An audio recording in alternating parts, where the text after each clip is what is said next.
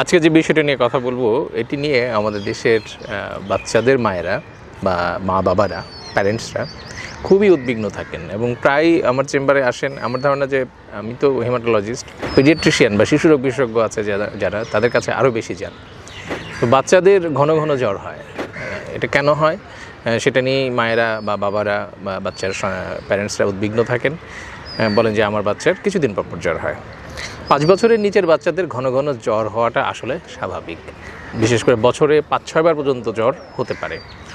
তো এটাকে স্বাভাবিকভাবেই আমরা নিয়ে থাকি।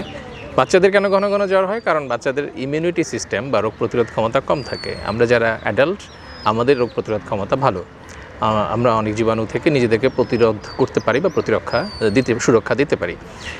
কিন্তু বাচ্চা এবং যারা বয়স্ক তারা কিন্তু ইমিউনো কম্প্রোমাইজ, তাদের ইমিউনিটি কম থাকে। এছাড়াও যারা ডায়াবেটিক রোগী, যাদের ক্যান্সার আছে, যারা প্রেগনেন্ট ওমেন, এদেরও কিন্তু ইমিউনিটি কম থাকে এবং এদেরও ঘন ঘন বিভিন্ন ইনফেকশনে আক্রান্ত হওয়ার সম্ভাবনা বেশি থাকে। তো বাচ্চাদের এই ইমিউনিটি কম থাকাটা একটি কারণ।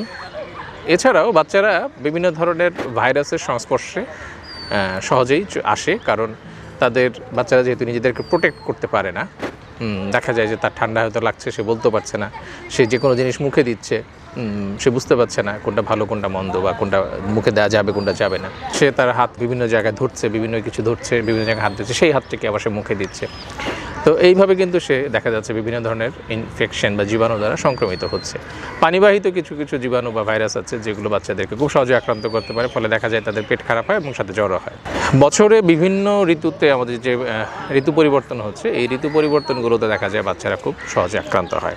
নতুন নতুন জীবাণু বা ভাইরাসের সাথে সে পরিচিত হয়, যেগুলো ধরেন যে একটা বাচ্চা ফ্লু ভাইরাস বা ডায়রিয়ার যে ভাইরাস বা আরও শ্বাসনালীতে সংক্রমণ করতে পারে এই ধরনের যে ব্যাকটেরিয়াগুলো ভাইরাসগুলো আছে, এগুলো সংস্পর্শে সে যখন আসে খুব সহজেই, তখন তার এই ইনফেকশনগুলো হয়। কিন্তু আমরা বড়রা দেখা যায় যে ছোটোবেলায় যে আমাদের ইনফেকশন হয়েছে, এগুলোর কারণে আমরা একটা ইমিউনিটি পেয়ে যাই, পরবর্তীতে আর আমরা ওই ইনফেকশনগুলোতে খুব একটা আক্রান্ত হই না, জ্বরগুলোতে বা জীবাণুগুলো দ্বারা। তো বাচ্চাদের ক্ষেত্রে ব্যাপারটা হয়, নতুন ভাইরাসে যখন তারা আক্রান্ত হয় তখন কিন্তু তারা এই জীবাণু দ্বারা আক্রান্ত হয়, অবশ্য পরবর্তীতে তারা দেখা যায় এটার বিরুদ্ধে তাদের একটা ইমিউনিটি তৈরি হয়ে গেছে। ফলে 5 বছরের পরে কিন্তু তাদের এই ঘন ঘন জ্বর হওয়ার প্রবণতাটা অনেকটাই কমে আসে। তারপর হচ্ছে যে দাঁত ওঠার সময়টাও কিন্তু বাচ্চাদের জ্বর হতে পারে। এখন কখন উদ্বিগ্ন হবেন? আসলে জ্বরটা যদি 2-3 দিনের জন্য হয় এবং 101-102 পর্যন্ত থাকে, তাহলে আপনারা খুব একটা ভয় পাবেন না। আপনারা ঘন ঘন খাবার দেওয়ার চেষ্টা করবেন, পানি দেওয়ার চেষ্টা করবেন, অল্প অল্প করে বারবার খাবার আর কি। ঘন ঘন খাবার মানে যে একেবারে জোর করে অতিরিক্ত খাবার খাওয়াবেন ব্যাপারটা এরকম না, বারবার অল্প অল্প করে, কারণ সেই সময়টা সে খেতে চায় না। পানি বেশি বেশি করে তরল বা পানি জাতীয় খাবার দেবেন, প্যারাসিটামল দিতে পারেন জ্বর কমানোর জন্য, গা মুছে দেবেন। এই প্রাথমিক যত্নগুলো আপনারা নেবেন।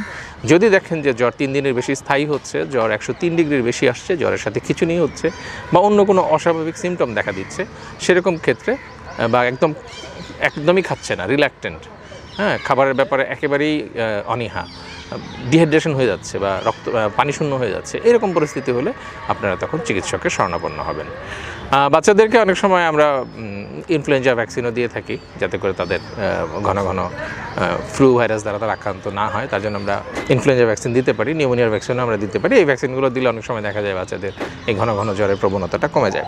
তবে সবচেয়ে বড় কথা হচ্ছে যে ঘন ঘন জ্বর হলে এবং সেটা যদি 101-102 ডিগ্রির মধ্যে থাকে এবং 2-3 দিন স্থায়ী হয়, এর বেশি না হয়, তাহলে আপনার উদ্বিগ্ন হবেন না। আপনি ধরে নেবেন যে আপনার বাচ্চা আজকে যে ইনফেকশনে আক্রান্ত হচ্ছে বা জ্বর হচ্ছে, এটা কিন্তু ভবিষ্যতে তার ইমিউনিটি তৈরি করবে বা তার মধ্যে একটা অ্যান্টিবডি তৈরি করবে।